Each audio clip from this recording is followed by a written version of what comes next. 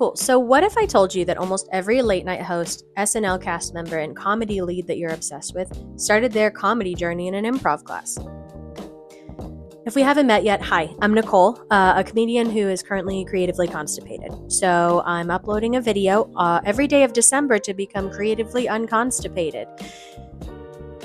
I'm behind on my video uploads right now, so I'm going to try my best to make this quick, okay? All right, so some of you might be asking yourself, what is improv? Improv comedy is a type of comedy where they will create scenes or situations on the spot based on suggestions from the audience. Sometimes this is in the form of games, like Whose Line Is It Anyway? Sometimes it's in the form of a totally made-up one-act play. Sometimes it's an individual, sometimes it's a duo, sometimes it's a whole group. It's a type of comedy that trains you to think quick on your feet and to listen closely and to communicate really clearly. So here's why I think the comedy greats started their journey with improv, the impact improv has had on me in my life, and why I think you should take a class too. Okay, so here is a short list of funny, famous people who have improv training from Second City in Chicago or Toronto. John Candy, John Belushi, Dan Aykroyd, Eugene Levy, Chris Farley, Tim Meadows, Steve Carell, Bob Odenkirk, Amy Poehler, Tina Fey, Gilda Radner, Molly Shannon, Robin Thede, Rachel Dratch, Catherine O'Hara, Julie Louise-Dreyfus, Jane Lynch. I could go on, but I'm out of breath. I think that improv gets a bad rap a lot of the time, and I think stand-up comics will roll their eyes at improv people because they basically just see them as glee kids, and I get it. It's accurate. You know, the attitude in stand-up is completely different from improv, right? Improv is inherently a supportive, positive environment. The one rule is yes and, right? That means that there's always a kernel of a good idea in every idea that you've got. Instead of approaching comedy from a place of fear, like, oh, what if I bomb? What if this sucks? You know, you come at it from a place of trust. Trust that your scene partner will help you figure out whatever idea you've brought to the table, and you will find a way to make it funny together. Or maybe you won't. Who fucking knows, you know? Improv also helps train you to take risks, you know? It helps you notice very specific ways that people walk, ways that they talk, ways that they move. It helps you create characters so that you can show up in a scene as someone other than yourself.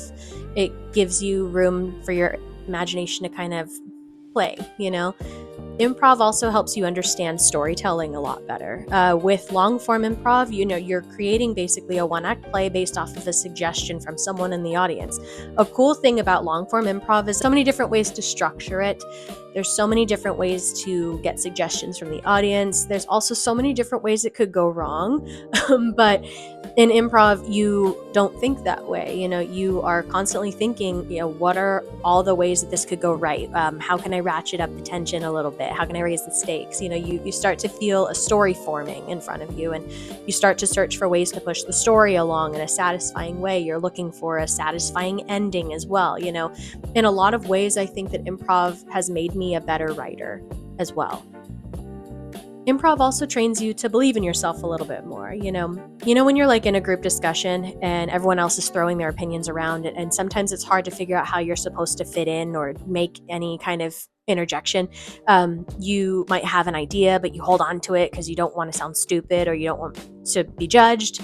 Improv kind of helps you train to speak up and speak loud.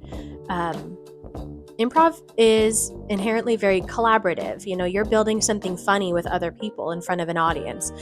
Stand-up comedy is a solo sport. You know, there's a lot of mean-spiritedness in stand-up sometimes.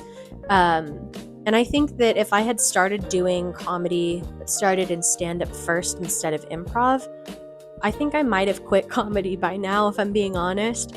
I think that stand-up, like the grittiness of it, like the heavy dutiness of it, I think it would make me feel really small and unimportant and like I don't belong. You know, like I'm just a random brown girl. What the fuck do I have to say into a microphone? You know, I'm a triple minority basically in the stand-up world. But I think that improv has helped shift my mindset a little bit. You know, I appreciate what makes me different. I appreciate what makes everyone different. It's because I'm a random brown girl that I feel like I should have a mic in my hand. There's a lot of other random brown girls in the world. They might relate to something stupid that I have to say, you know, and like that matters. It's also helped me expand my palette, I guess, when it comes to comedy. Comedians I might have not felt like I could relate to before, I do now. And I think it's because I'm looking at everything from a perspective of trying to find common ground with everyone wherever I can, trying to find the funny in whatever is being presented in front of me all the time. And that's kind of a really positive way to look at the world, I think improv might have also trained me to seek community wherever I go. When I go to open mics, I'm not always just chain smoking outside by myself. Sometimes I try to introduce myself to new comics I haven't seen before. I try to catch up with comics I see all the time. I'm trying to talk through jokes that I'm working on to get their feedback. I think stand-up comedy scenes can feel really cliquey sometimes, like anything else. But improv gives you this mindset of like a rising tide lifts all boats. Stand-up can feel oddly competitive sometimes, but not when you see it as like a win for one is a win for all.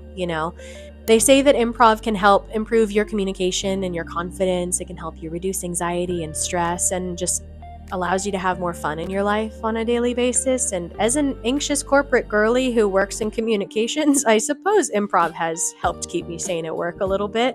But most importantly, improv gave me community, and it gave me friends, and it gave me, inner strength I guess I didn't know I had. So take a fucking improv class. That's all I gotta say. That's all I got for now. Thank you for being here. I'm getting so close to the end of Vlogmas. I can taste it. I'm so excited.